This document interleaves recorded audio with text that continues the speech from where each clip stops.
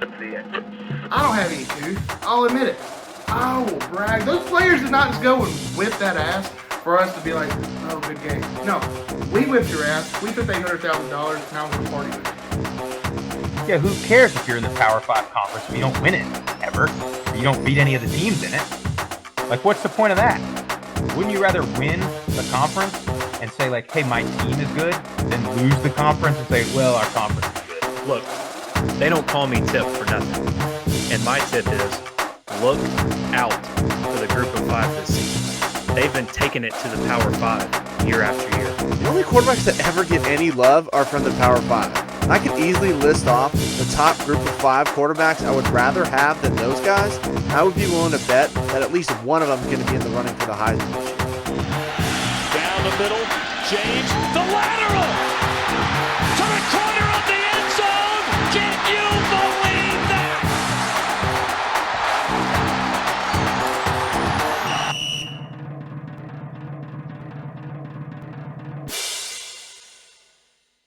Welcome in, everybody, to the Group of 5 Guys podcast. I am your host, Matt Sprouse. We've got the squad here with us tonight. Wild week 6 this past weekend in college football, especially at the Group of 5 level. We got 2 undefeated Group of 5 teams remaining. We also got 2 Group of 5 teams in the AP Top 25. Talk about that a little bit. We are going to review week 6, review me and the Swag Bears trip to Troy. Awesome weekend we're going to get into. We're going to talk about some of these upsets, some of these games. We're going to preview week 7. As always, let's go around the horn, see how everybody's doing. I start with Jesse Grisham. How are you? Man, doing good. I'm still recovering, to be honest with you. Blast of Troy, Alabama. They saw that, every school we've been to, they call it God's country. But Troy can compete calling it God's country because there's not a lot around Troy. But once you get in there, it's a hell of a good time. Great people, great food, great football. Cannot complain. Great weekend. Yeah, really, really good time at Troy. Go down to my bottom left on my screen. Tyler Tipton, how are you, sir? I am doing fantastic. Boys, just like going back and looking at my preseason rankings and predictions and stuff from this year. Like if this year was like I filled out a March Madness bracket or something, like it's just like it's done. Like my bracket is ruined. Like just what a crazy season it's been so far. And it just all the uncertainty like makes it really entertaining and exciting to watch, and just like makes me really excited to watch the rest of the how the rest of the season's going to unfold. Yeah, coming up on the halfway mark, and it is, I mean, it's like week to week. Like I backpedal on what I said preseason, and then the next week I want to go back to what I originally said preseason because that turns out to be right. What I said this week is wrong. Jeff Murphy, last but not least, how are you, sir? Couldn't be better. Had a good weekend. Called the MTSU UAB game. Not the greatest game in the world to call, but Protective Stadium is awesome down there in Birmingham. Really had a good time getting to check that area out a little bit, and rocking the Texas State Bobcats shirt. W. Man, something's brewing down in San Marcos. I don't know. We'll see this week if it was a fluke. Yeah. Or if they're the real deal. But huge win for the Bobcats and our boy Kyle Hergel. So shout out to those guys. Yeah, no question about that. We'll definitely get into that game quite a bit.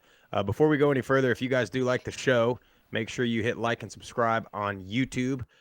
Subscribe and share Apple Podcasts, Spotify, all your podcast streaming platforms. Follow us on all the social media accounts at Group of 5 Guys.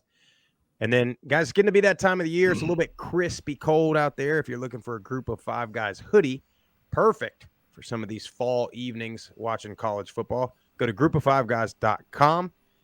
They're like $30, $32, I think, something like that. They're running sales on there all the time. We get a small cut of that. It'll help us to get to more games, stay in more hotels, get to highlight the rest of the Group of 5. Jesse Grisham, do you have an atrocious award for us? If you do, Jeff Murphy, cue him in. It's atrocious. I'm going to be honest with you. I really don't have much atrocious things to talk about besides just my own well-being and understanding of football, because I'm not having fun this year. Football's not fun to watch this year. You think you know what's going to happen, and the exact opposite happens. A team that can be 0-12 is going to beat a team that's 12-0 this year. It just doesn't make any sense. My bank account, my budgeting, my betting, everything about me is just atrocious. Swag Bear gets the atrocious award for just losing and failing every weekend. It's atrocious. It's atrocious. Well, that's good self-reflection. I'm over it. I'm just over it, man. That's good self-reflection. It's ridiculous. It's ridiculous. Like I'll put a 5-leg parlay on there, and the one that I'm just like so certain on, like don't have to look at it, just ruins it. Just ruins I'll have that game on 3 different parlays, just like our boy Lee told us not to do. I still do it, and our boy Lee. Talking about Jay Vandy. I meant Vandy. Sorry. It's all good. But I'm with you, though, because I've cut it down to like 3-teamers because anything above 3, it's just impossible. Like Buffalo, big 3-0 in conference right now. I mean, and then Eastern Michigan showed out this week. Yeah, I guess we bet against them. It's ridiculous. There's nothing really. Troy showed out for me. Thank God, got that for me. What about your dark horse, Tulsa? Navy, dude. Navy no, freaking. I'm saying Navy freaking waxed Tulsa. I mean, I didn't see that coming. I was thinking Tulsa got killed, right? No, that's what I'm saying. Like I thought Navy was going to lose that by double digits. No, I was only right on a handful. I was right about Tulane. Glad to see it, but we're going to get to it. But what the actual F? Texas State? Y'all were right this whole time. We'll see. This whole time. It's 1 week, but we'll see. I know. Just crazy things, man. I'm atrocious. Well, congrats on winning your own award.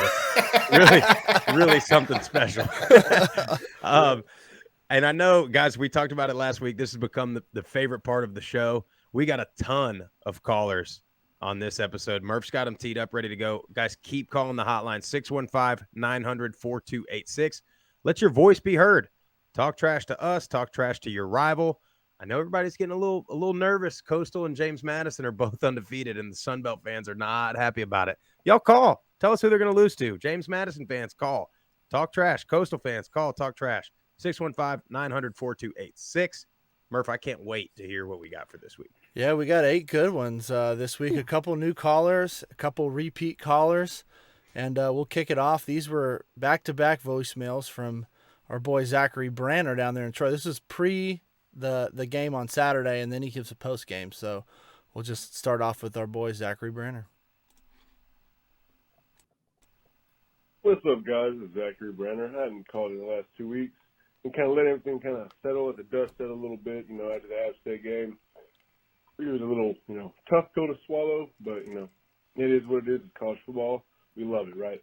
How about my Troy Trojans? We flown under the radar, not really. We were, predicted to be in the top 2 in the West behind ULL.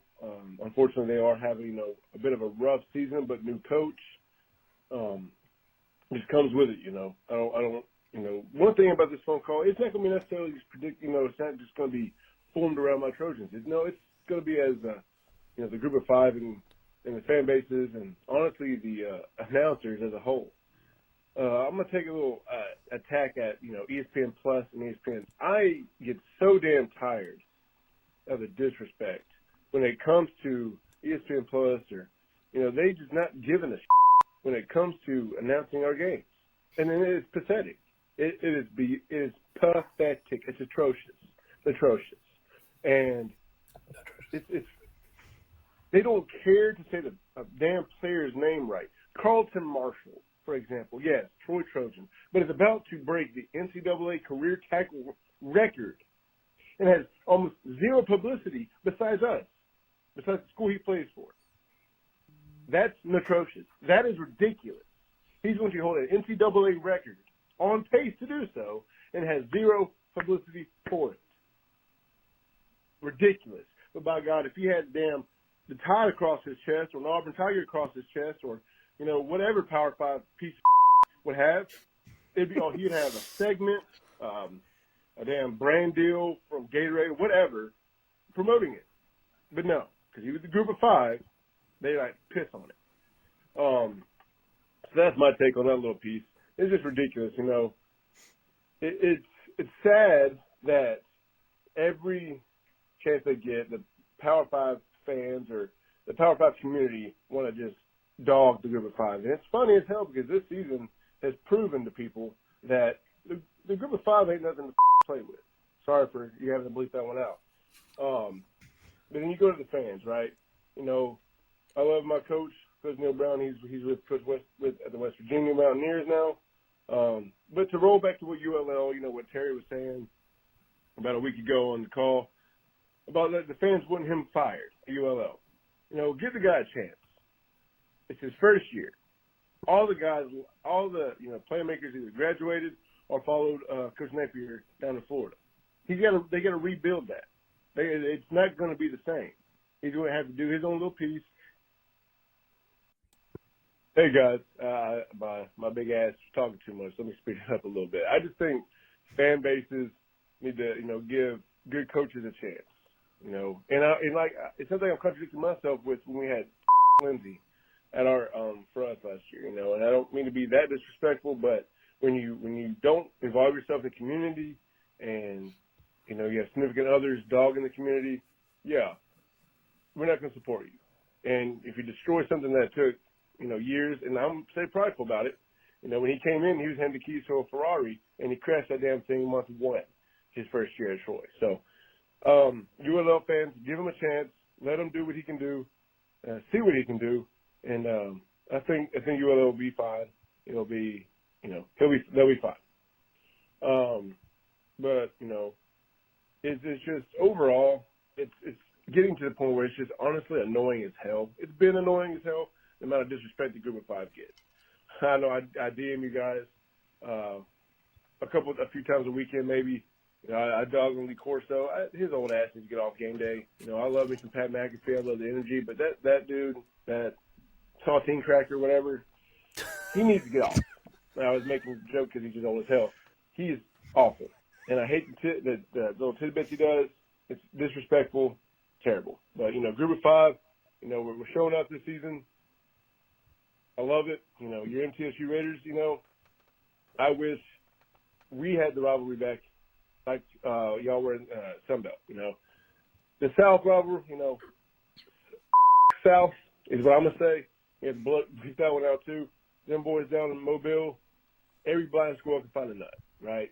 Congrats. They're finally having a successful season after how many years now they needed one. And then the damn beach chickens. I don't respect Coastal. Fuck Coastal. Going all the way. Let's ride. As always, appreciated Zachary. And Zach, great. I think you missed a beep the last. I might have. He's gonna win. Like we need to do after the season voicemail awards. He would get the most we need to do a award. curse word jar. Yeah. No, but he's right. I mean, he's right about a lot of them, man. He's right about a ton of it. Especially, I miss the MTSU Troy rival probably more than anybody else does. And I mean, just ESPN being so bad. CBS too. It's all of them. Mm-hmm. It's so bad. I want to touch on 2 things he said. One, I like how he threw the word "atrocious" in there. We're gonna have a generation of kids that come up that think "atrocious" is a real word. So thanks a lot for that, Swag Bear. No problem. And second thing, he brought up Chip Lindsey, dude, and Jesse can vouch for this. They hate that guy. We weren't bringing anything up. We would be like, yeah, man, it seems like everybody loves Coach Summerall here in Troy. And they'd be like, whole lot better than Chip Lindsey. And just like Zach said, F that guy, whatever. And I mean, I don't know what his significant other said or did, but good Lord, they do not like him. I think it's just because Troy was just a traditional program and everybody knew who Troy was. And in my opinion, for 3 or 4 years, they kind of just went away and they blamed Chip Lindsey for that. But to their credit, they now have a pretty outstanding coach leading the way with Summerall. Yeah, no question. He had another voicemail after the game. Yeah, so he did a post game one. So let's get to that one. How about them Trojans? It is Zachary Branner. I'm gonna leave it short and sweet. because I got a bigger question to ask. But before to that, how about them Trojans? 5 sacks, four. I can't even speak. 4 forced turnovers. You know, Carlton Martial inches closer and closer to that career tackle record. So, you know, 3 straight wins. You know, the West is wide open. You know, we got a big game. You know, we got Texas State this coming up weekend, and we got South, our big rival. But the big thing I'm going to switch to is, what the hell App State? I mean, that was really rude of them to lose. It makes our loss look a lot. It doesn't make our loss look good. Joking. I don't like losing at all. But honestly, was not expecting it. I don't think anybody on this podcast was expecting Texas State to win. So, curious as to what you guys think about that. Thank you, forever and always, on Troy. Well, interesting fact about that Texas State game that I came across. You know, this is like the largest crowd that they had for a Sun Belt game at Bobcat Stadium. They had over 25,000 fans at that game. Sprouse, what's that mean? They got shot. That's right. What do we always say about 10 to 12 points because of the crowd now? They were up 30-3 at one point in that game.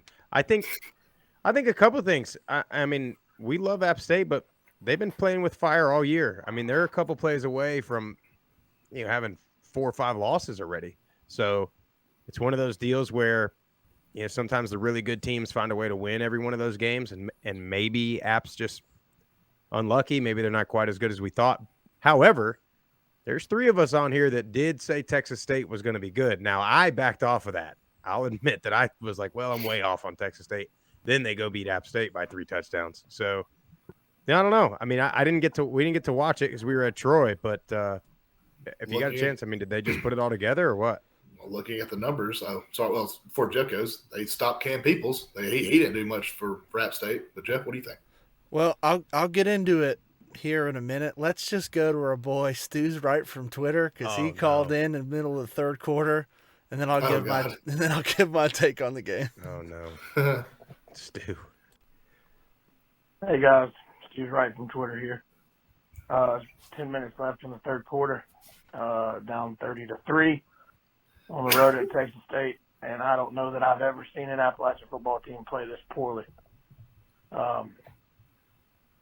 I have no words. Defense can't do anything. Offense can't get out of its own way. Can't run the football. This is as bad as it's been. I don't know what to do, but I missed you last week, so I figured I'd call you this week. I don't know how much more of this football game I'm going to watch. Yep, believe it or not, I might turn an Appalachian football game off early. Anyways, hope y'all had a good time down at Troy, I believe. And y'all enjoy the weekend. I'm not. See ya. Poor Stu, man. That guy's going through it. Even from the wins, his emotional wins to tough losses. You know what I bet, though? What I bet makes it even harder is because I bet he checked it about halfway through the fourth quarter, and they kind of made a little push, and I bet he turned it back on just to get even more disappointed. I bet. Hell, the game was actually 38-16, and then they scored last second. Texas State just went and whipped that ass. Yeah, I was calling the, finishing up, packing up from the UAB, middle game. So I didn't get to watch much of it, but you hold App State to 41 rushing yards. I mean, that, to me, that speaks volumes. Like we've been saying, like what we need, that defense needs to show up. Like that has been one of the biggest keys. Lane Hatcher has honestly he's been getting better and better each game as the season has been going on. And he had a decent day, 281 yards passing, 2 touchdowns. But you hold App State, who loves to pound the rock, to 41 yards. That says a lot about your defense. Now, can they go to Troy this week and repeat some of that and, hold that Troy's offense to low rushing yards and be able to throw the ball? I don't know. I mean, Troy's defense is just so darn good.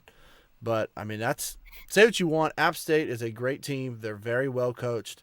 And to beat a great team like that means you are a damn good football team, in my opinion.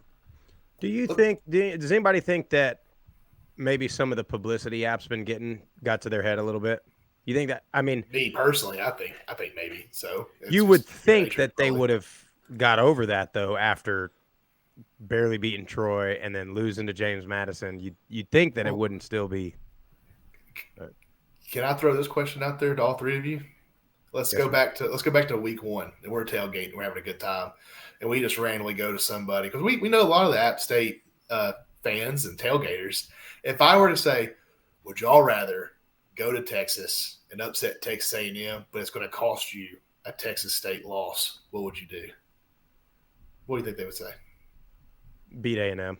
Probably so. I think somebody made a deal with the devil, and they beat A&M. It required them to take a loss too. Well, here's the deal. At the end of the year, and there's still a long season left. Who knows what can happen? But they got a lot. They need a lot to happen to get back in the Sun Belt race. But at the end of the year, if they don't win the Sun Belt, nobody's going to remember that they lost to Texas State, but they will remember beating A&M for a long time. Yeah, I mean, I think that win was monumental, and I don't think it really got to their head because knowing Coach Clark and those guys, like I think they did their best to get the message across that, this is just one win. You got to move on to the next week. You got to, close that chapter. Now, whether it resonated or not, I don't know. I just think it shows how good the darn Sun Belt is. I just think week to week it is a dogfight regardless of who you play.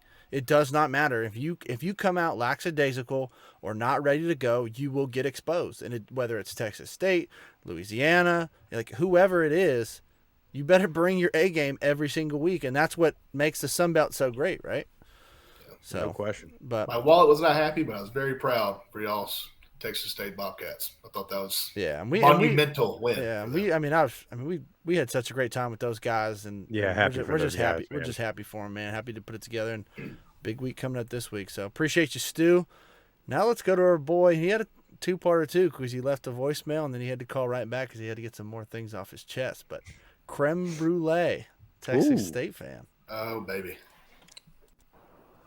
Hey guys, it's Creme Brulee. On Creme Brulee on Twitter, Texas State Bobcat guy, and how about them Bobcats? Taking it to App State.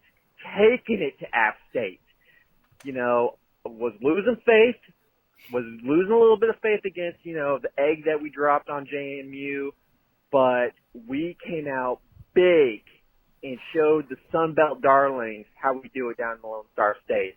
Love it. Eat it up. Eat them up. Go Cats, go. Thanks, guys, for fighting the good fight. Go Bobcats. Bye. All right, let's get to part 2. Hey, guys, it's Creme Brulee again. Wanted to add a little bit to my last voicemail. Didn't get it all out in that first one. Also, to all the App State fans and Louisiana fans and Coastal Carolina fans that are saying, hey, why is Texas State even in the Sun Belt? We're coming for you. We are coming for you, and we're going to cash out those comments. I'm so sick of it. I know this is a football podcast, but we also kick your ass in every other sport, not football. So football is just a matter of time. We're going to cash in those comments. We're coming for you. Eat them up. Creme Brulee putting the Sun Belt on notice. I love That's it. what we want right there. I love it. I respect that call. Yeah. Texas State does have a very good baseball team. I was about to say, I bet they are pretty good at baseball. I mean, he's just fired up, man. I'd be fired up too. They have every right to talk as much shit as they want right now. They just embarrassed App State. And going back to it, just real quick, I'm telling you, going to the game makes a difference. A huge game like that at home, and you show up, you give your team energy. It just changes the dynamic of the game, man. If you want your team to be good, stop whining on Twitter, stop whining on Facebook.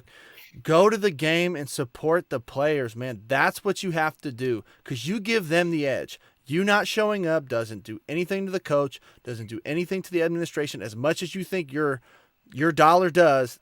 More times than not, they don't care. Do it for the players. Show up. Says a lot about that program, right? Because they weren't having that season that y'all thought they were going to have. And then here comes App State. You put in 25,613 people in that stands. That gave me goosebumps when I saw it on the internet. I was like, you got to be kidding me. Good for them. Yep. So there's something in the water at Texas State. and they might be peaking at the right time. What are they? What's their record right now? What are they? 500? I want to say in the Sun Belt they're 1-1, I believe. They lost to Nevada. Texas they lost State's to Baylor. 3-3. So you're right, Jess. They're 2-3 going into that game, and that's about where 90% of Group of Five fan bases cash it in. All right, we're done. We tried. Season's over. Forget it. And that's where we talked about in the preseason. Look at the schedule. Just sometimes we talked about it with Middle. The schedule sets up. It's front loaded, so they might be 1-5 or something like that. But good for the Texas State fans for showing up, and so happy for those guys. So happy for Kyle and all the linemen we kicked it with. Coach Ham, congratulations. Stu, I'm so sorry. What else we got, Murph? All right, we got two more. We got a new caller here. We got Jim Coward, Georgia Southern. Hey, Group of Five guys, what's going on? It's Jim Coward here, Georgia Southern Eagle fan. Man, it was a tough loss on Saturday. Wasn't really happy with the outcome. Can't turn the ball over 5 times, and expect to come out on top. However, I would like to say how much our team has improved regardless of the outcome on Saturday. I do think Clay Helton has this team going in the right direction. I don't think a lot of folks realize how much Georgia Southern actually lost over the past couple of years, personnel-wise, recruiting-wise, etc. Anyways, those are just my thoughts. I'd like to see what you guys think. Anyway, I appreciate what you guys doing. Hope to listen again this week. Have a good one, guys. Appreciate it, Jim. I mean, I don't think anybody thought. We talked about it last week or the week before. Nobody thought Georgia Southern would be quite as good this fast. Changing the entire offense, and then also we talked about Georgia State not being as bad as the 1-4 record that they were, and that's 3 in a row, I think, for State over Southern. So I preached it last week, saying Georgia State's better, but guess who bet on Georgia Southern? That's another one. I thought that was a good Lord, because I thought Georgia State wouldn't have anybody show up to the game. I don't know. Well, if Georgia Southern wouldn't have had 4 or 5 turnovers that game, that completely changes that game. And honestly, I think Georgia Southern wins. But I mean, you just can't turn the ball over, like he said. Yeah, turnovers are killers, and I think, I agree with him. I think Georgia Southern's headed in the right direction, and with how they're doing so far, especially with the regime change, and you're talking like a complete, like Sprouse said, like changing the offense significantly. All the people they lost and recruiting, all that. So I think they're right there. I like what Helton's doing, and I think they're going to be just fine. I think they're going to compete in the Sun Belt, very, very, very soon. So appreciate it, Jim. All right, last caller of the night, Coastal Carolina, Steeple PC 51. Yes. What's going on, fellas? Hey, Group of Five guys. This is Steeple _PC _51. Just giving an update call. Coastal did what they were supposed to do to ULM. 6-0. We are bowl eligible. Looking to continue the trend and see if we can work our way to the New Year's Eve Bowl. I only have really one gripe, maybe 2. One, I thought we was going to score 100 on those guys, but they were a better team than I thought. And then we stalled out the second half. I guess we must have went in and we did our chant thing and we took our foot off the gas pedal. But I'm not mad. We walked away with a victory. My second gripe is I pull up the AP poll, and I know statistically they are in the top 10 offensively and defensively, but to see JMU ranked 25 in the nation ahead of Coastal, I have some curse words I could actually say, but I'm not going to. I'm just hoping that we both continue our ways and get to meet at the end of the year and improve that we are the best team in the Sun Belt. Enjoy the show. Take care. See y'all in Conway. Appreciate it, Steeple. May I? Yes, sir. If I'm Coastal Carolina, that's just motivation. They just need to week to week just keep on winning and just don't worry about the rankings. The AP rankings. You gave me a weird look right there. What's wrong? No. I was just going to say you do know that the final week of the season is Coastal at James Madison. Jeez, they could both be undefeated, play each other. Wow, you think game day will be there? But Coastal Carolina, like maybe they are. They're both undefeated, and they might be. Yeah, they might be. Reese Davis likes going to James Madison. But Coastal, it's all out in front of them right now. I'm sure that I bet they're not worried about it. They've been top 25 before, and more than likely, one of these teams will fall off. So when's it going to happen? Sunbelt's tough. We'll see. Yeah, Sunbelt is tough. Yeah, and it is weird. I mean, I think James Madison deserves to be where they're at, but I do think Coastal deserves to be in there too. And it's interesting because usually with the group of 5 schools, you've got to win, several years in a row for the AP or the coaches poll, and Coastal has. That's why it is a little weird to not see them get the love there. Yeah. Appreciate the calls, guys. Keep them coming. I mean, they're getting better and better each week, so just keep them rolling in. Hit us up. Let us know how you feel. Vent. Whatever you need, we are here for you. So appreciate it. Yeah, no question about it. Before we move on to the Week 6 headlines, we talked about it earlier. You guys go to groupof5guys.com, get some swag. And there's all kind of stuff on there. Posters, stickers, magnets. The hoodies are probably the number one item, especially this time of year. It's starting to get a little cold. Groupof5guys.com. Buy yourself some Group of 5 Guys swag. Week 6. The callers hit a lot of the headlines for us, but you guys are looking at some of the games, some of the results. I always start with you, Swag Bear. Give me what happened Week 6 that surprised you, or what's your biggest headline Week 6? Georgia State beating Georgia Southern was definitely in Texas State, but those stood off the page for me.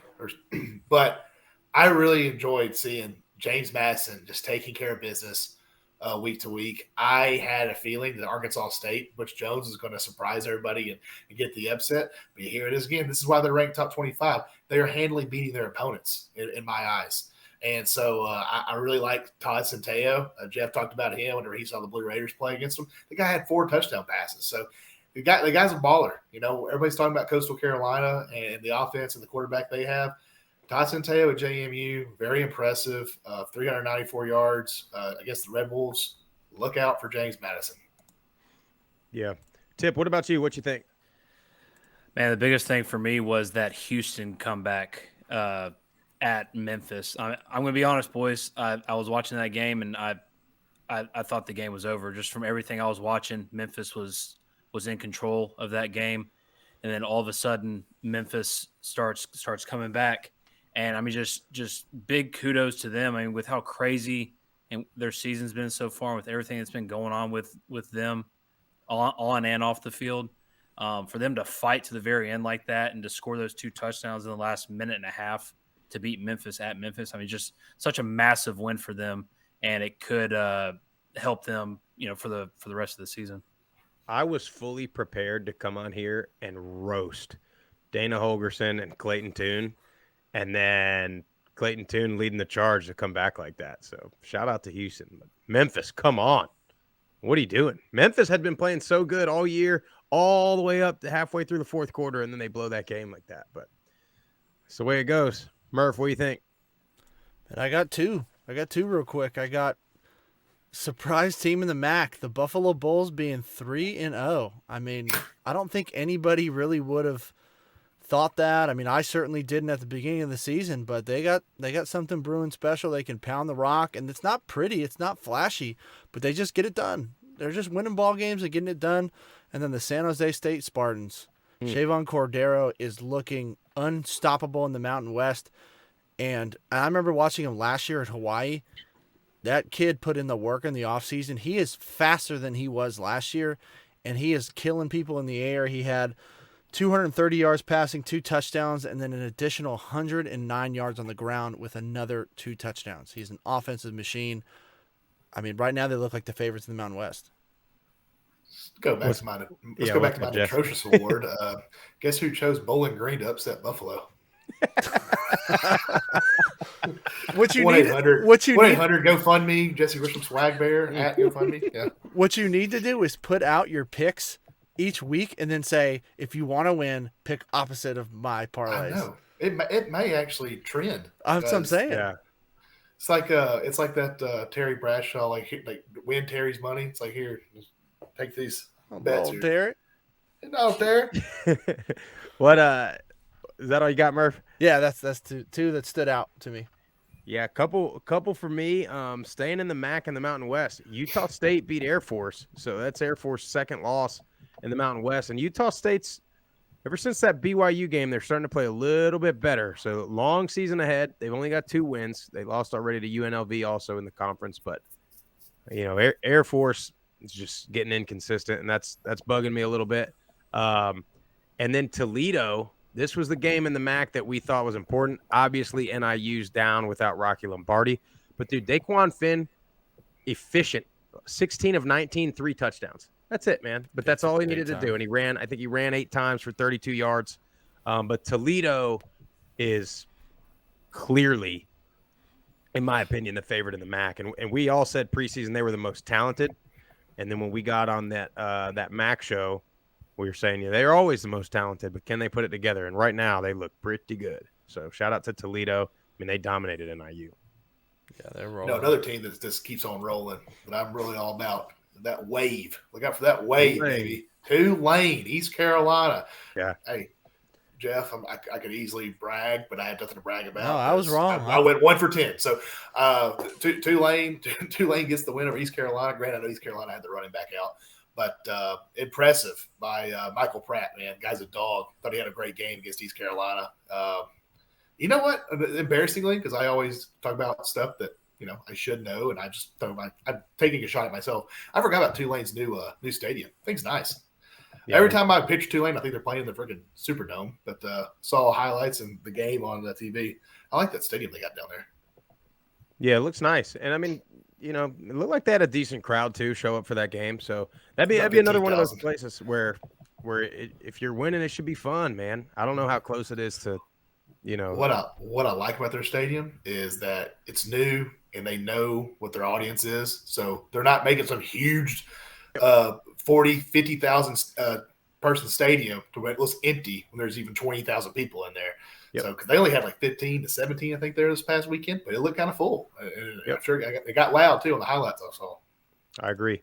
A couple other headlines from the weekend. UCF steady rolling. They dominated SMU.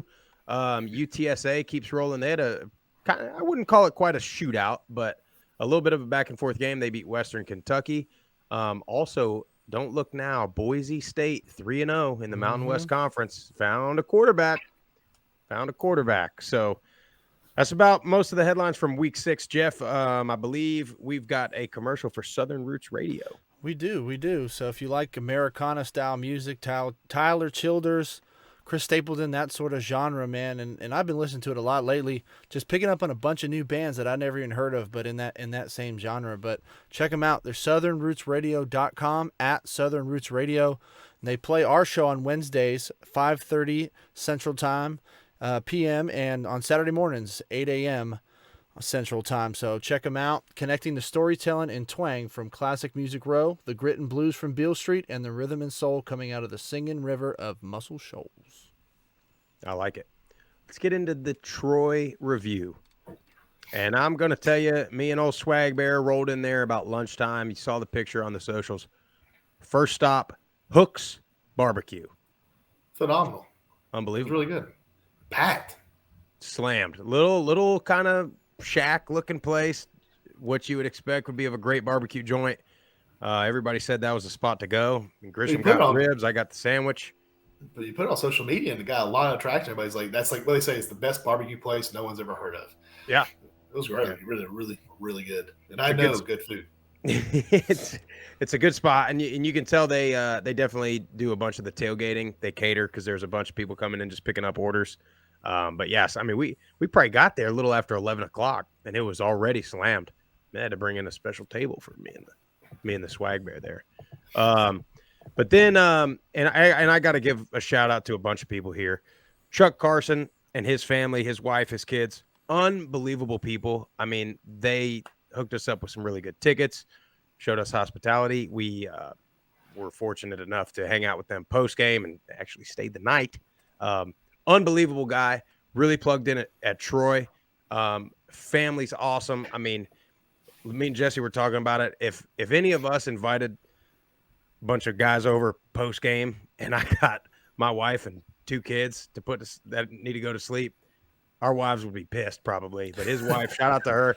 She made these pumpkin brownies, and I listened to her tell the recipe like 6 times. So I know the recipe. I'm going to keep it a secret.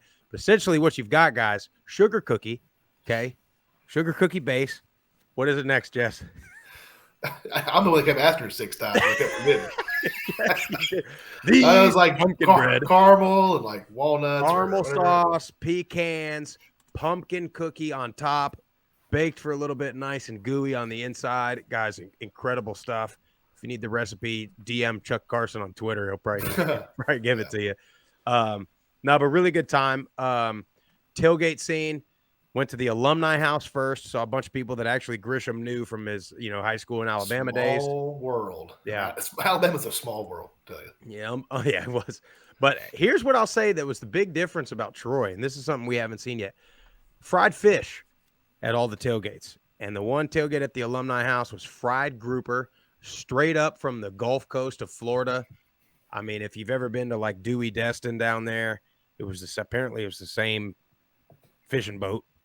Fried fish, hush puppies. Then we went over to the 1987 Troy National Championship tailgate, fried catfish.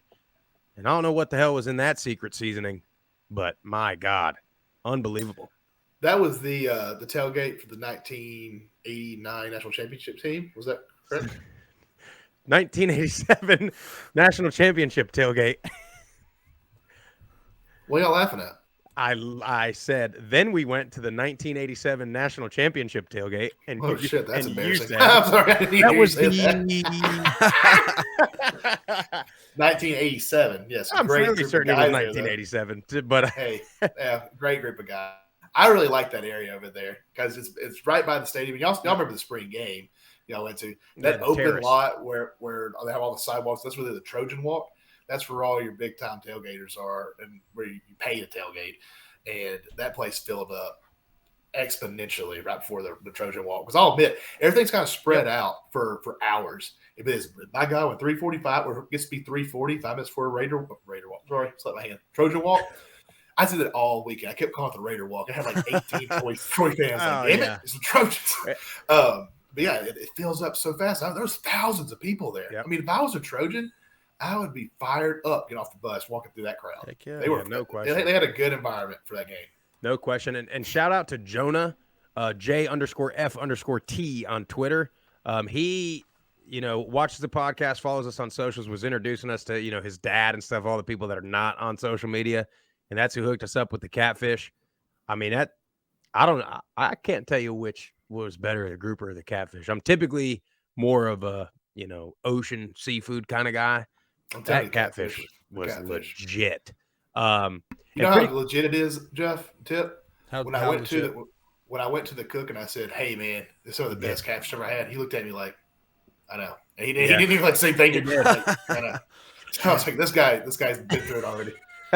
Yeah, and the cool thing on the Trojan Walk too. So all the coaches come through with their kids, and I don't know if that's they do that every week or it was just for this game. That was pretty cool, man. Summerall's definitely got that family atmosphere there.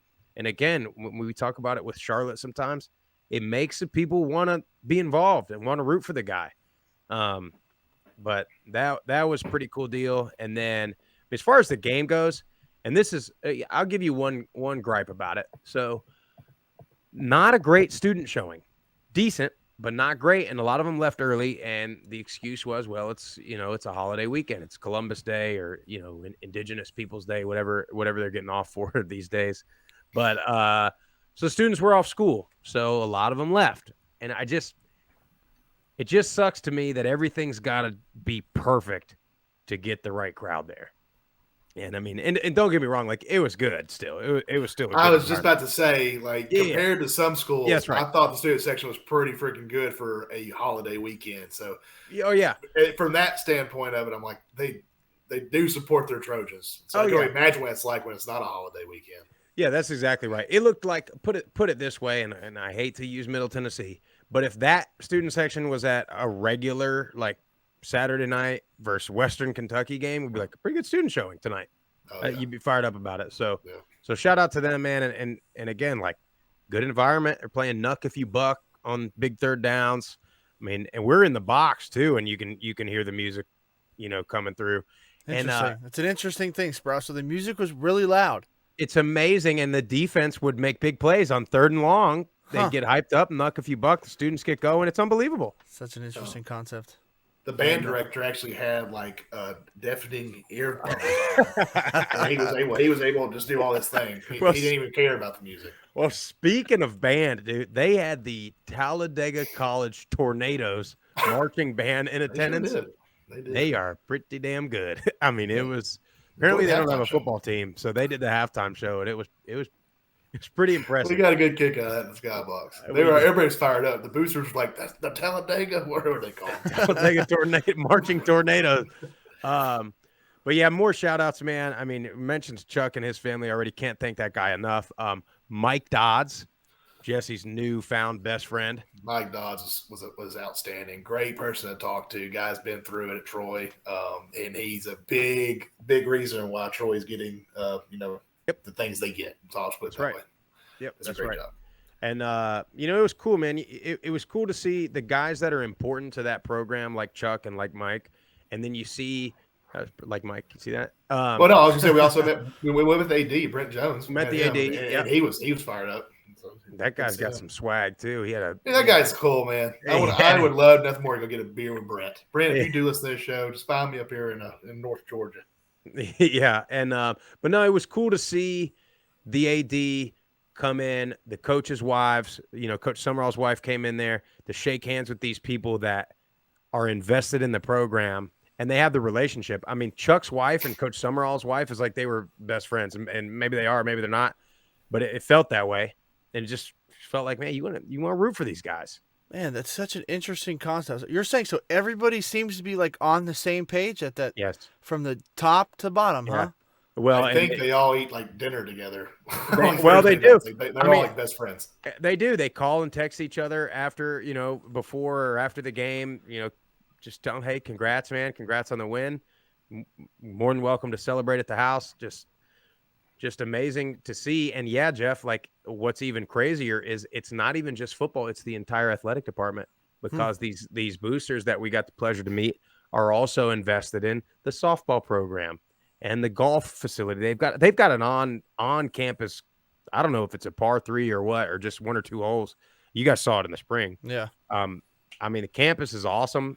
I mean, yeah, but it is wild to see the athletic director, the coach, the coach's family, the boosters all meshed on the same page, Jeff. Unbelievable. But I'm sure we're forgetting something about it, forgetting to thank somebody.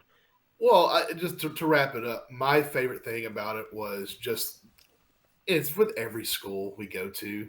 And I just got to give another appreciation. Just people that take us into their tailgates and treat us like one of their own. And I was joking with Sprouse. I said, man, we probably could avoid war and politics if we could just have a tailgate party at the White House. No doubt. That's all we need to do is just have somebody crank up a Traeger, put some barbecue on, have a couple Bud Lights, and just play some cornhole. I guarantee you a lot of our problems will probably get fixed in America. Amen to that. Well, and then just real quick about the game. I mean, Troy, I was telling Jeff earlier today, Troy didn't really do anything crazy. Nothing to me stood out, but there was never a second where I thought Southern Miss had any chance to win that game. And the defense made plays when they needed to.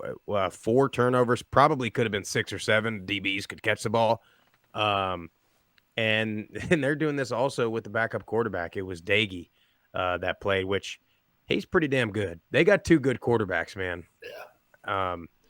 And, some people like one versus the other, but from what we heard from mean, we talked to Gunnar Watson's dad a little bit, and him and Deggy are boys. They hang out together. So, you know, yeah, Troy's got a good team. Their defense is going to keep them in every single game, no matter who they're playing, and the offense is solid. So yeah, but I'm sold on Troy. Yeah. I'm sold on them.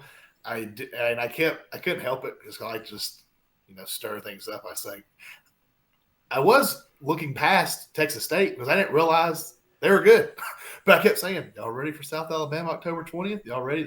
They don't like South Alabama. That's a rivalry right there. And I knew it was a rivalry, but I'm talking about they do not like South Alabama. Yeah, you heard our boy Zachary Branner. Yeah, from old F-bomb. But then it was funny because we were in the box watching the game. And whenever they were all pretty invested in that Texas State game. They were. Like, You're exactly right. They were like, I mean, the fans were thinking like, man, we thought, we'd have kind of an easier one before South, but oh boy, no game in the Sun Belt is easy. That's right. But yeah, shout out to everybody at Troy, man. Again, thank you guys so much. We loved our time there. Hopefully we'll be back. But good luck the rest of the way. Before we get into player performances from week 6, these are brought to you by Prize Picks. We do have a promotional code, GOFG. Download the app Prize Picks. Use our promo code GOFG. They will match you up to $100 on your first time deposit.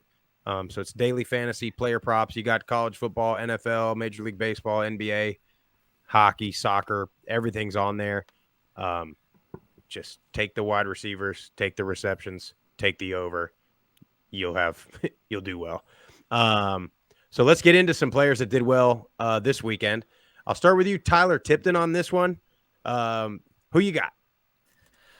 Man, I'm going to go with UCF's offense as a whole. They got off to a slow start against SMU, but in the second half, they scored touchdowns on 4 of their 7 second-half possessions.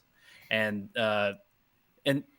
here's another question I have. Watch it. This might go back to the caller talking about the ESPN commentators. Is it John Reese Plumlee or Rice Plumlee? I've also heard John Riss. Yeah, the ESPN commentators were saying John Rice Plumlee. I was like, I've been saying it wrong this whole time. But then we start talking about how these ESPN commentators are probably showing up the day of and doing little to no research on these players' names. So I don't really know how to pronounce his name correctly. But Plumlee, he had 343 total yards, 2 touchdowns, and wide receivers Ryan O'Keefe and Javon Baker both had over 100 yards receiving. And O'Keefe had the 2 receiving touchdowns. And Isaiah Bauer, running back for UCF, had 3 rushing touchdowns in this game. So strong showing for UCF's offense last week.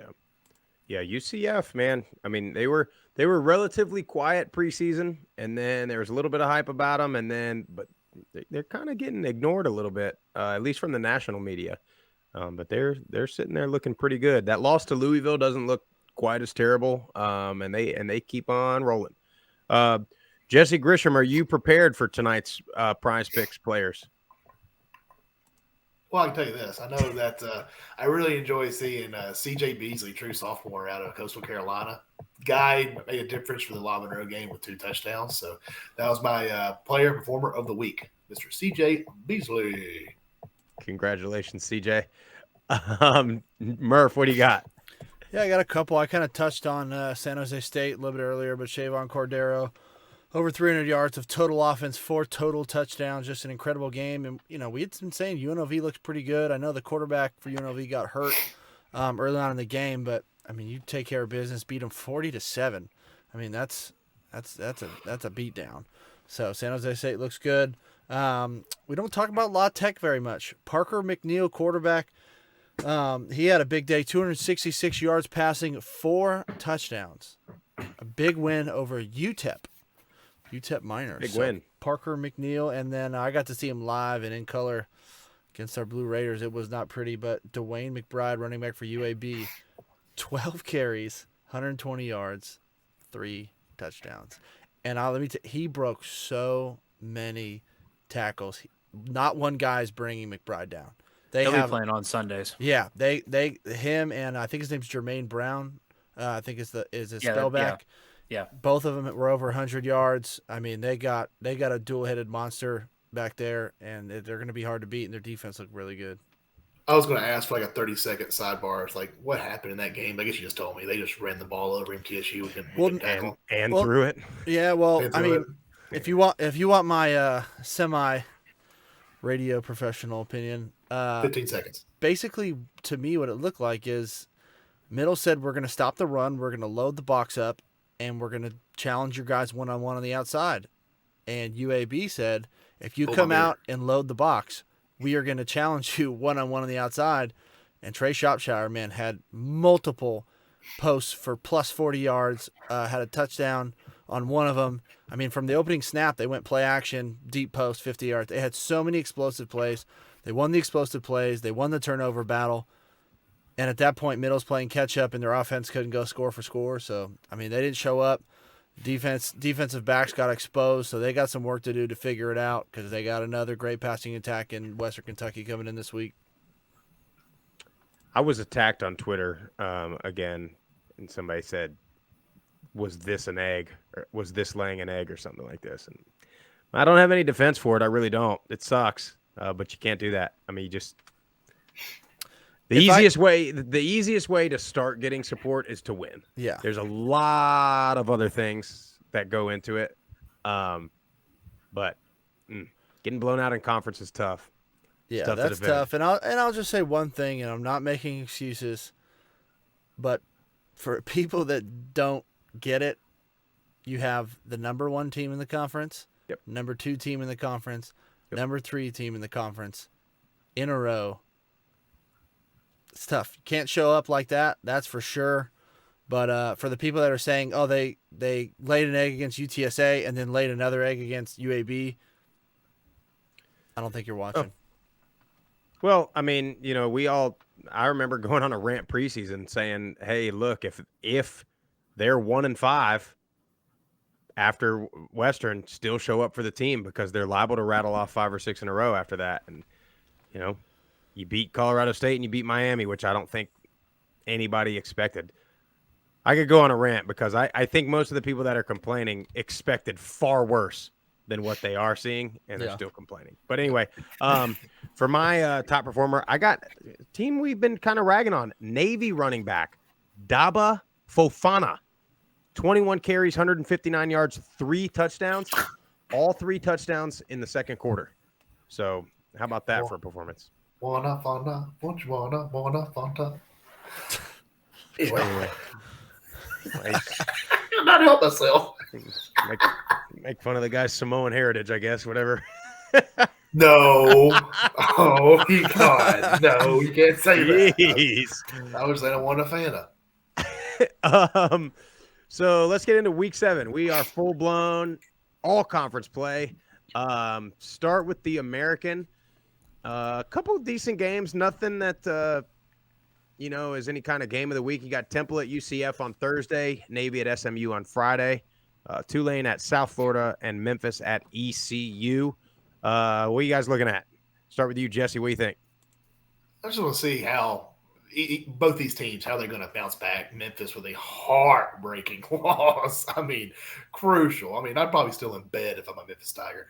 And East Carolina, tough loss to Tulane. I mean, I really like the Seth Hennigan guy with Memphis. He did play a good game against Houston. I did all he could, by God. I mean, he's like, I did everything I could, and still lost. I like Memphis at ECU. I think they're going to bounce back. They are a really good team. So I'll take them. Don't take my betting advice, but I think I'm minus 3.5. So bet the opposite. Yep. So Memphis. Tip, you got anything other than that one? I was looking at this Memphis ECU game, and I'm doing the classic swag bear fade on this one. Line opened up, ECU favored by 3.5. That's now jumped up to minus 5. So early money coming in on ECU. I think this is going to be a close game. Both of these defenses are giving up a lot of yards in the air. So I think both of these quarterbacks should have success throwing the ball in this game.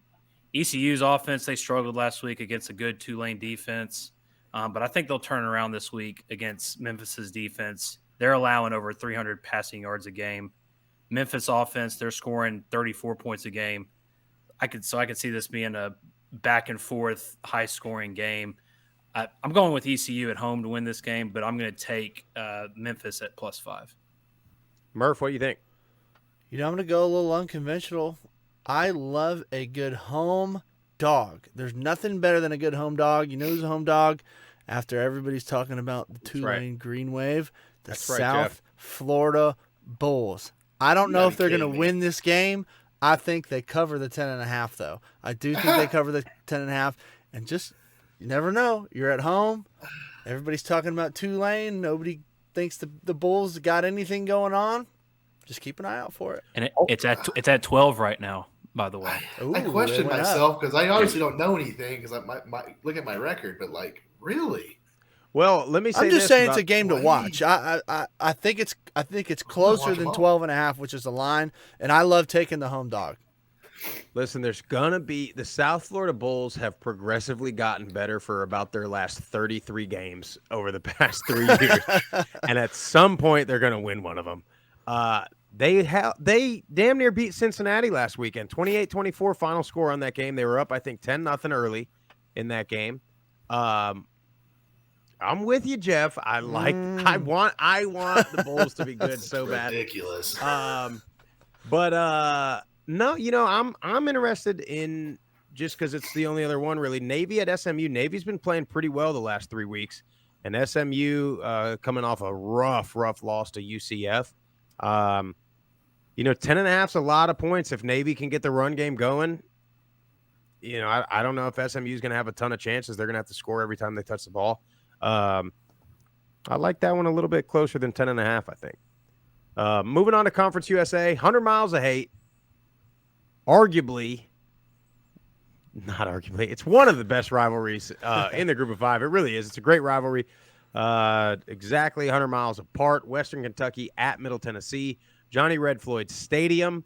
Middle 7.5-point dogs. There's another home dog for you, Jeff. I know you're going to take the Raiders. Yeah, no doubt about that. Oh, I'll go to you first then, Jeff, on that game. What do you think? Can Middle? It's going to be a shootout. We know it's going to be a shootout. Every Western Kentucky Middle game is a shootout. 90% of them are super close games, triple overtime type games. What do you got? This is what I got. I got Chase Cunningham holding down the home field. They beat the Hilltoppers.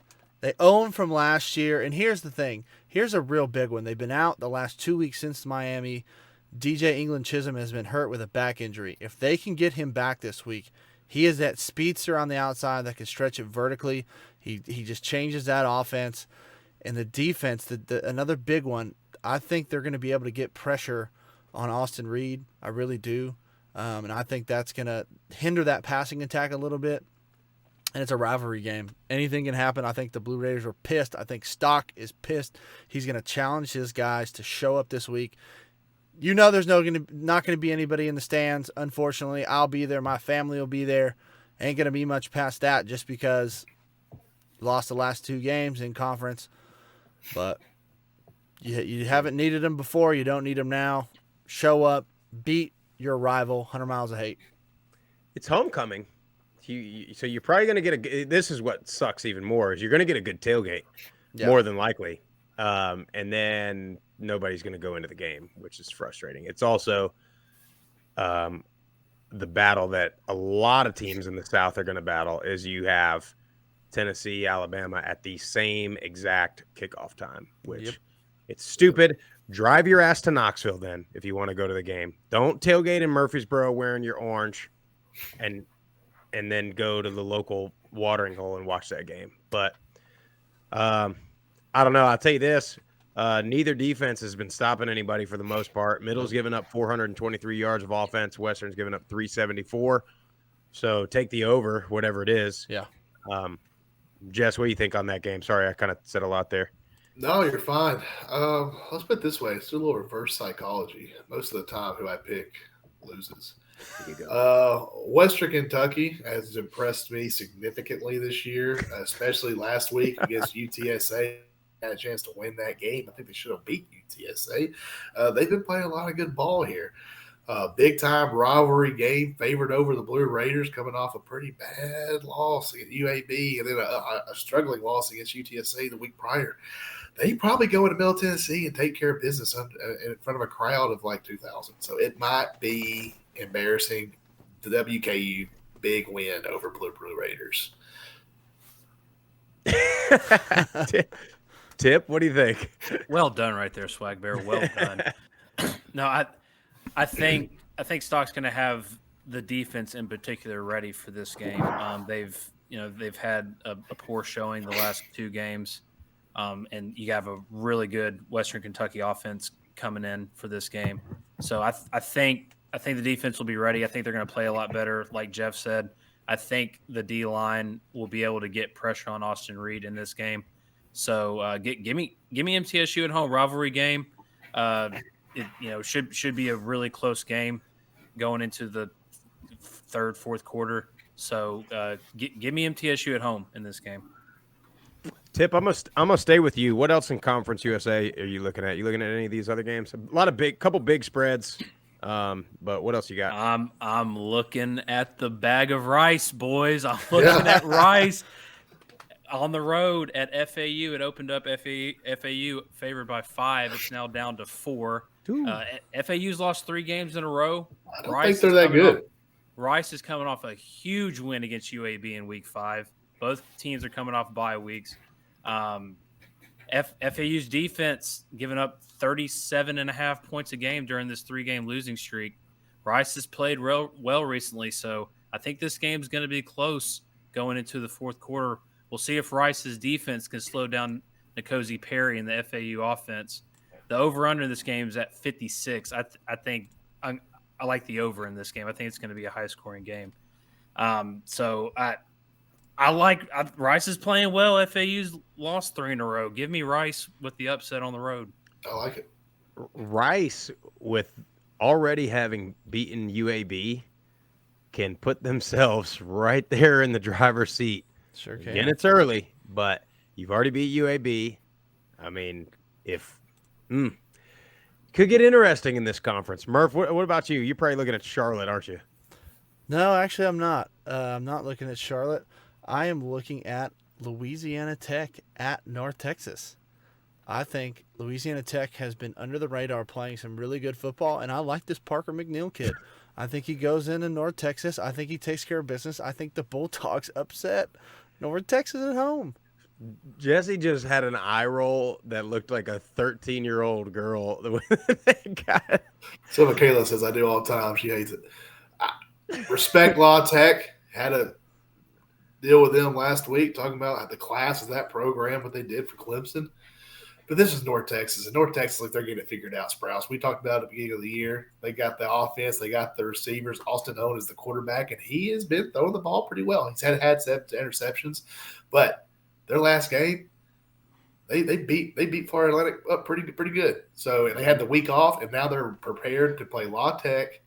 They're not going to be getting surprised going over film for 2 weeks. I think North Texas with a big win in, not even close. I think it's going to be like a 2-score, maybe 3-score victory. I like North Texas in that one also. I am looking at this Charlotte UAB game. I think UAB wins this game relatively handily. 23.5 is a ton of points, and Charlotte can put them up. So, I mean, unless UAB is going to score, 56, which they might, but I think Charlotte can score 4 or 5 touchdowns in this game. I mean, I could see it literally being, 56-35. But dare I say, Matt, that Will Healy needs this win against UAB? Well, I hope he doesn't. Well, I'm just open conversation. You also have Charlotte, who was off last week. So, in a week to rest, week to game plan. No, I know. I'm saying they're off. So they've had 2 weeks to game plan, get some guys back healthy. They'll be ready to go. I like that. I like that game. Yeah. I mean, I don't think Charlotte wins it by any means, but again, I think 23.5 is a ton of points. Moving on to Maction. We're getting close to having some Tuesday night games, boys. We're getting there slowly but surely. We got a Wednesday night game in the Sun Belt this week, but Maction, Kent State at Toledo. the way the MAC typically goes, this is one where Kent State might just come out firing and upset Toledo. Toledo's -8 in this game. Start with you, Jesse Grisham. What do you think? I like Toledo. I don't think it's going to be a -8 victory, but I like Toledo with the win. We spoke on it earlier in this episode. Toledo's, to me personally, the most consistent team right now in the MAC, and I don't see Kent State changing that this weekend. So take Toledo. Tip, what do you think? I like Toledo a lot in this game. I think they're going to win this game by 10-plus points. I don't think Kent State's offense can score enough points, and their defense has been giving up way too many points and yards. They're giving up almost 30 points and 450 total yards per game. Toledo runs the ball well, controls the clock well, and scores 36 points a game. So I'm going with Toledo at home, and I think they cover the 8. They're now favored by 9, but regardless, I'm taking Toledo to cover. Murph, what do you think? Yeah, I'm with you guys. Daquan Finn was incredibly efficient last week. He's a stud. They put up 52 points. And Kent State's coming off that tough loss to Miami of Ohio. So I think Toledo rolls. Yeah, I am right there with you. I mean, Toledo can move the ball. Kent State can't really stop anybody. I think Toledo, they may have – I'm interested to see what the attendance is in that game because I think Toledo, they're going to have what do they call it, the glass house. That thing might be rocking in the MAC. And I like them big, a two touchdown win there. Any of these other games, I'll start with you, Jess. The MAC is the MAC, and any of these games could go any way. What do you think? I like UMass upsetting money line against Buffalo. I'm just kidding. I'm joking. I'm joking. I swear. That's what's suggested. I do like a home dog, but I don't know about that one. No, I was kidding. Eastern Michigan, NIU. Not that I'm really interested in it, but I think it's a safe bet because NIU, man, they are just they don't know how to win anymore. I hate saying that because I thought they're going to be so good, but Eastern Michigan, take them a green. I like it. Tip, what do you think? I was looking at NIU, Eastern Michigan as well. I'm taking Eastern Michigan. NIU after this week is going to be 1-6 and 0-3 in conference play and last in the East Division. it's crazy. It's wild to think about. Oh man. Yes, sir. Don't yell at me if you already said this. Does Maction start this week? Tuesday night Maction? Yeah. Holy cow, dude. Not this week, Jesse. Let's go to the MAC. We're getting closer. Not yet. But we're getting closer to having Tuesday night Maction. Don't yell at me if you already said this. You should have said that earlier. Okay, got it. Also, here's another thing that will just let you – I'm going to let you in on a little secret. If the games are not on Saturday, I put a parenthesis and put the day of the week that it is on right next to it. And typically, it's even the first game listed in that conference so that you could have an idea before we talk about it. Kiss my ass. Man, man. Happy holiday. Got it.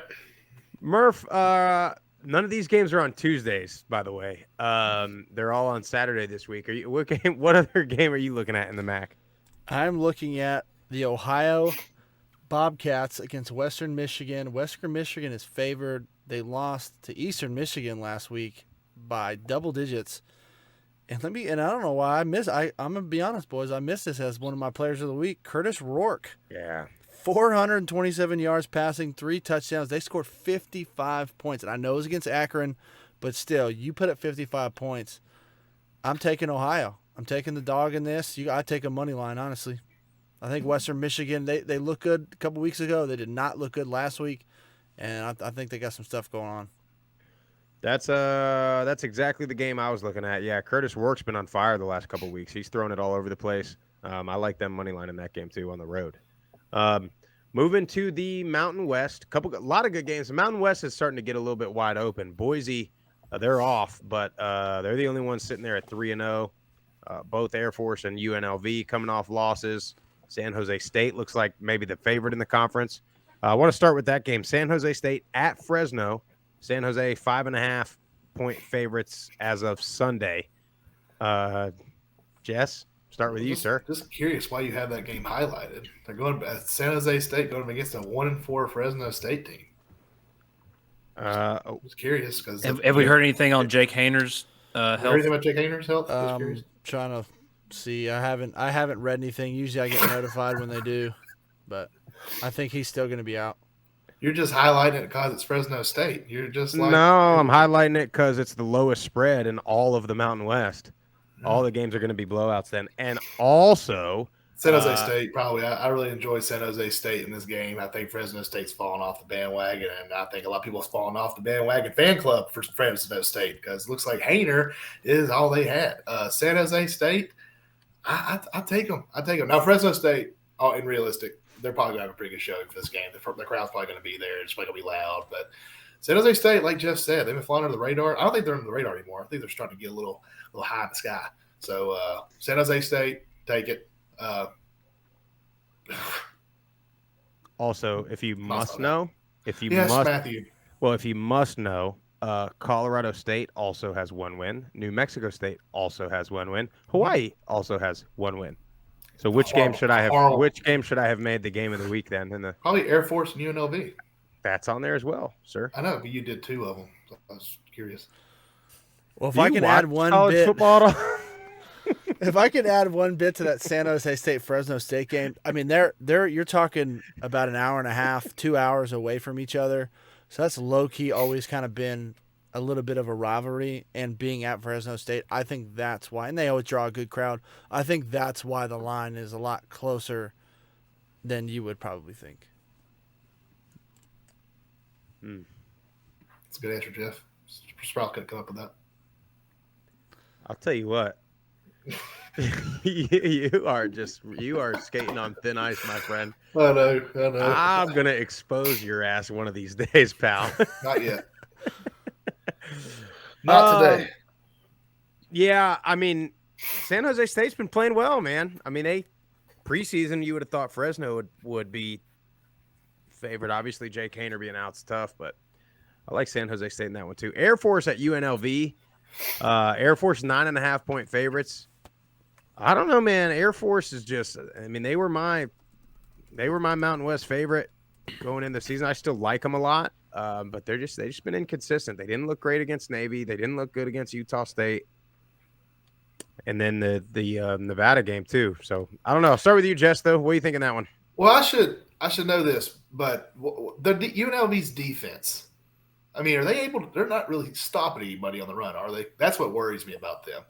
If Air Force gets ahead of them, and granted, I know UNLV's got a great offense, but Air Force gets control of this game and they're running the ball over UNLV. I don't see them having a chance, which it just depends on their defense. So, I mean, numbers wise, they're giving up 124 rushing yards a game, but they haven't faced a team that runs the ball as much as Air Force does. So they're probably going to get up about 200 yards rushing. Yeah, I'm going to take Air Force in this one. Yeah. I mean, I think the run defense and all that stuff, it's kind of, see, like either you can stop it or not, because it's not like it's going to be Air Force is going to run it and then go play action. I mean, they might run play action 2 or 3 times the whole game, but I mean, they're going to run the ball and they're going to get yardage. It's just a matter of, are they going to break anything, or are you going to turn and make them turn it over? But then UNLV, yeah, I mean, their offense can roll. They can run the rock too with Aiden Robbins. So I'm taking Air Force in this game. I don't like 9.5 though. But Tip, what about you? You got all the numbers in front of you. What do you think? So with this one, something to keep an eye on, UNLV's quarterback, Doug Brumfield, he was injured in the game last week against San Jose State. If he plays, I think UNLV keeps this game close and honestly probably wins this game at home. If he doesn't play, I think Air Force wins this game.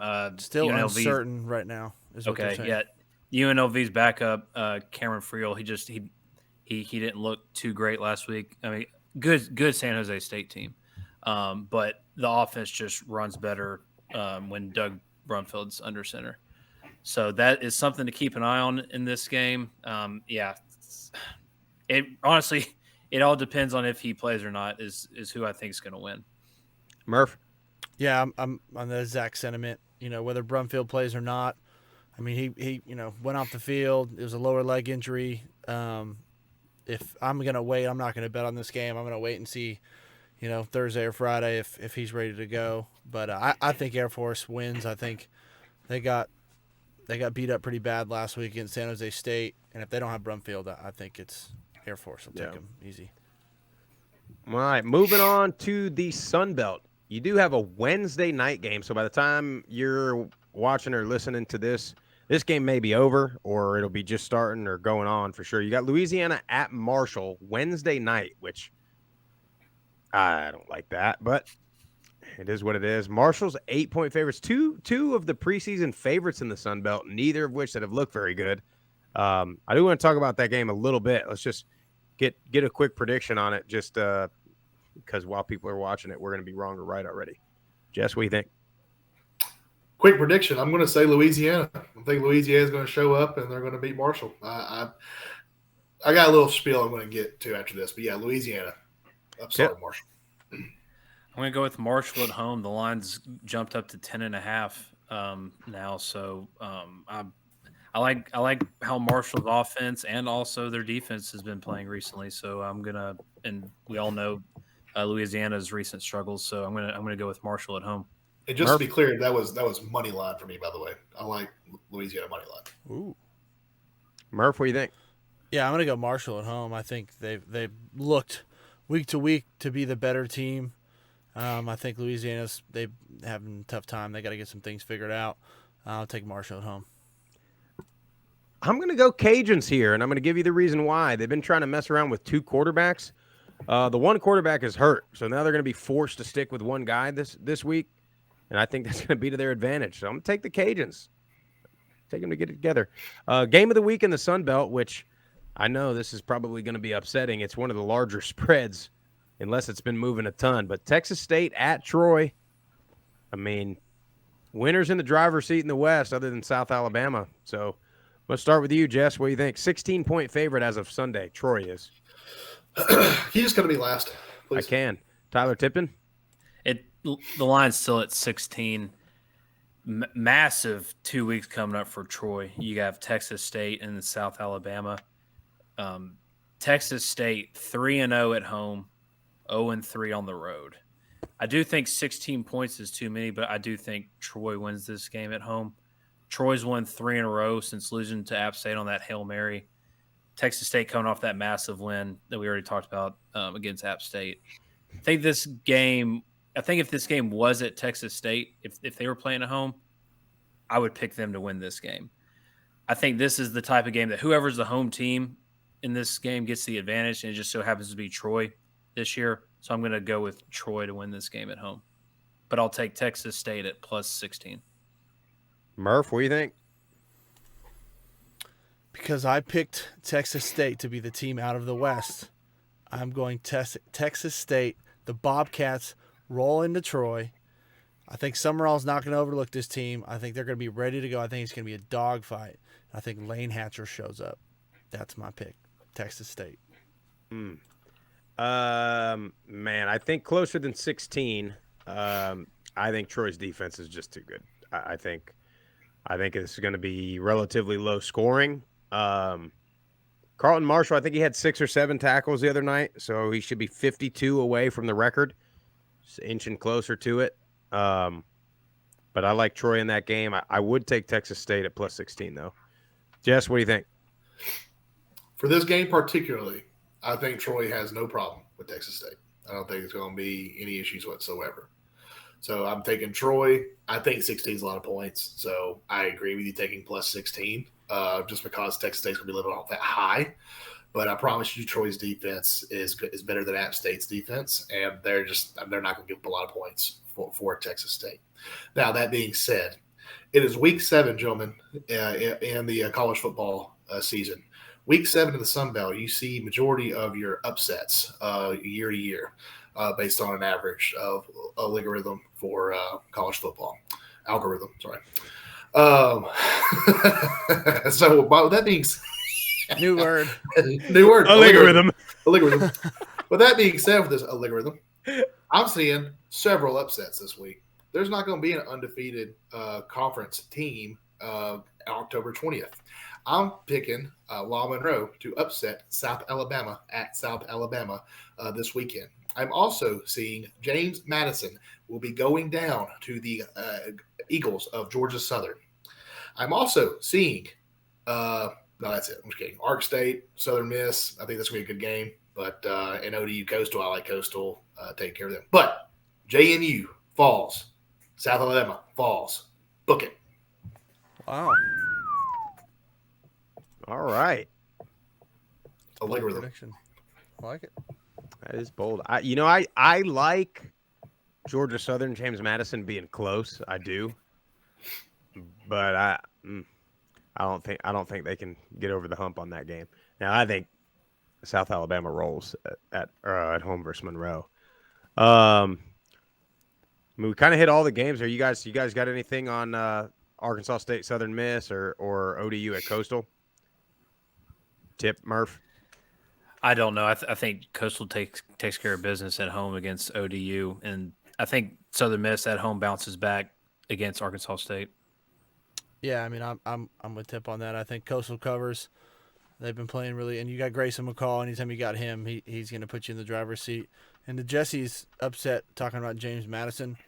They have showed up every single week, and until they prove otherwise, I'm taking James Madison. So, how crazy is it that they're this good this fast, man? It's wild. They've been this good. That's the thing. Is like that's what everyone was like. Oh, like this team wasn't Yeah, but division even, lower. But it's like, dude, they were smashed. I mean, they've been a consistent program forever. Yeah, no, I'm with you. But they just came in and have beat the consistent Sunbelt teams. They're very, very good. And I got to say this before we wrap this up. The algorithm for week 7, I made all that crap up. So I don't know if a lot of upsets happen in week 7 or not. But that being said, it's middle of October. I can easily see James Madison go down to Georgia Southern and South Alabama. I'm picking it. And then when that does happen, we'll play the clip. We'll play the clip next week. I'll look like a genius. Is anybody surprised that he made that whole thing up? No, the thing about it is he snitches on himself. He could easily have just let it go and nobody would have known any different. Okay. But instead, he just is like, I got to confess. He can't do I it. made that up. I did do some research stuff. I mean, week 7 upsets is just as much as in week 9. Now, week 8 seems to be a lot of favoritism.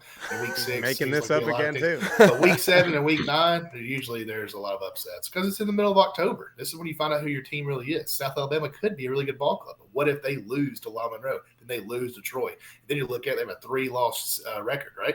Same thing with JMU. We're all on the bandwagon right now. They may lose. They got a tough stretch for the rest of the season in the Sun Belt, guys. It is the Sun Belt. It is the Sun Belt. Yeah. Well, real quick before we wrap up, like we always do, we're going to talk about Prize Picks one more time. We have a promo code GOFG. They will match up to $100 on your first time deposit. Download the app Prize Pick. I want to talk about some players to watch. I'm going to start with you, Tyler Tipton. Who you got? I got quite a few. So the Saturday games, those Prize Pick player props aren't out yet. But give me any of the overs in the Western Kentucky versus MTSU game. Get me any of the overs in the Memphis versus ECU game. Give me any of the overs in the James Madison versus Georgia Southern game. Especially look at James Madison quarterback Todd Centeio. Look at his passing yards. Look at his passing and rushing yards combined. Look at his fantasy points numbers. Take the over anything in that game. Also, UAB running back Dwayne McBride. We talked about him earlier in this episode. Give me an over on his rushing yards against Charlotte. And we also talked about Toledo's quarterback DeQuan Finn. Give me over passing and rushing yards against Kent State, whatever that number is going to be. Take the over. And our old faithful, Raji Rice, SMU wide receiver, they're starting to bump his reception numbers up. It's up to 8.5. Yep. He'll give me the over against Navy. Yeah, I think he had 6 in the first half versus UCF, and including like 2 drops too he had. So he still hit the over last week. I was right there with you on the Western Middle Tennessee game. Austin Reed, Chase Cunningham, take the over, pretty much whatever it is. And then if they do put any of the receivers, especially with Middle, because he's going to go to pretty much one of 3 guys with Gathings, England Chisholm, and then Jalen Lane. So take the over on receptions for those guys. I don't know in that game about rushing yards though. I could see, especially with middle, I could see them not running the ball a whole lot. But Jess, what do you got? So I'm going to go with Eastern Michigan. Like, oh God, here he goes again. No, I'm a big fan of this running back they have here. The guy's getting a touchdown a game. Samson Evans, guy's a hoss. Whatever the over is on him on touchdown scores, I would take it. It's 1.5. I think he got 3 last week. So Samson Evans. I like it. Murph? I'm going to stay at San Jose State like I've been talking about. Shavon Cordero, whatever his rushing yards are, unless it's over 100, if it's 78, 80, go over. This guy can get out of the pocket. He can run. Take the over on him. I like him a lot. Or whatever his total touchdowns are as well. Take the over. Murph, I found with him his passing and rushing yards number together is at 285.5. Give me the over. Take the over. Boom. There you go. That's a lock. I like it. Yeah, so a lot of good stuff. Big weekend for conference play. Before we go, if you guys do like the show, make sure you hit like and subscribe on YouTube, Apple Podcasts, and Spotify. Leave a 5-star review. Leave a comment, share, retweet, all the above. Go to group5guys.com. Get some swag for the rest of the season. And then follow us on all the social media platforms at Group of Five Guys. We are staying at home this week. Other than Murph and Tip, we'll probably be at every Middle Tennessee home game. Murph will obviously be at every Middle Tennessee game. Calling the game. I will be having the birth of my second child any day now, so we're going to have to hang out at the house until that happens. And then terrible timing. I'm deeply apologetic for my actions. For those of you out there, but hopefully conference championship weekend should be able to get out and about again. Other than that, shout out to Murfreesboro Mastodons. I wore my shirt. It's the hardest thing in sports to do to three-peat as champions, boys and girls. And myself, Jeff Murphy, Tyler Tipton were all integral parts of the Murfreesboro Mastodon, 3-time champions of the Murfreesboro Men's Basketball League. 10 years ago. Okay. Tom Brady's won 7 Super Bowls, and most of those were like Hold 10 on. years ago. Hold on. Before we go, Tom Brady, listen, he kicked the man after being politely laid to the ground, gets a roughing the passer call. Meanwhile, Miami Dolphins versus New York Jets, Teddy Bridgewater has to leave the game for being in concussion protocol. No call at all on that. What happened to Tom Brady? If they're going to call a roughing the passer on that, then you have to call a roughing the passer on the call where Tua got injured. And if you're going to call a roughing the passer, then Tom Brady's ass should be in concussion protocol, and the league should be investigating the damn Tampa Bay Buccaneers like they're doing with the Dolphins. The guy, for 25 years, has been screwing the Dolphins, whether he's in the division or not. It's freaking atrocious. I mean, Sprouse, you got to give the guy a little bit. You got to feel bad for the guy. Okay, he's going through a tough time. Him and Giselle seems like they're getting divorce lawyers. You know, he retired, then comes out of retirement to play football. Yeah. She's not happy. There's kids involved. Come on, have some sympathy. Feel bad. All he had to do was retire and cuddle with his supermodel wife till 10 a.m. every morning, and he couldn't do it. He loves the game. He's dedicated. The hell he does. He gets wrapped up too hard and he kicks the guy while he's down. And then he immediately complains about a run. I'm surprised that a Raiders fan would have any respect for Tom Brady because they changed an entire rule mid-game to beat your Raiders. He finally admitted to it.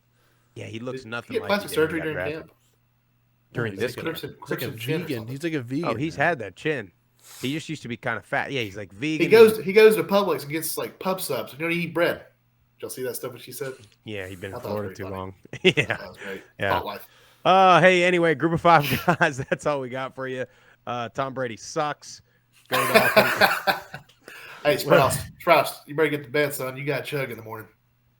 Hey, I'm prepared for it. I'll have it before any of you guys wake up. It's fine. I don't understand why you guys think this is a big deal. It's really not. I've done it my fantasy team sucks. My whole team's on the trading block, guys. Defending champ, though, if you can't see behind me, but I am rebuilding this year, boys and girls. We are bad. Team Sprouse 2-0 is bad. All right, we're out of here.